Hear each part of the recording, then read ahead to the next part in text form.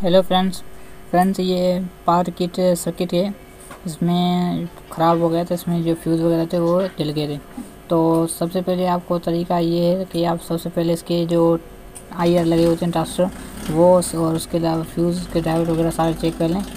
वो पहले मैंने वीडियो अपलोड कर दी थी आपकी, उसको जो वीडियो की लिंक है वो मैं डिस्क्रिप्शन में दे दूँगा, आप उससे सीख सकते हैं कुछ जानकारी। इसके अलावा इसमें जो मसला है इसका सिर्फ फ्यूज़ उड़ा हुआ आता है, तो फिर फ्यूज़ लगाने से ये मसला हल हो जा रहा है। तो डायोड वगैरह आईआर वगैरह आप सबसे पहले चेक कर लें, इसके बाद ही आप इसके फ्यूज़ लगाएं। तो ये थी इन्फॉर्मेशन फ्रेंड्स। अगर आप इस चैनल में न्यू हैं तो प्लीज़ चैनल को सब्सक्राइब कर लें, साथ ही साथ बेल आइकन को प्रेस कर दीजिए। और ये वीडियो अच्छी लगी, इन्फॉर्मेशन अच्छी लगी तो प्लीज़ वीडियो को लाइक कर दीजिए। शुक्रिया।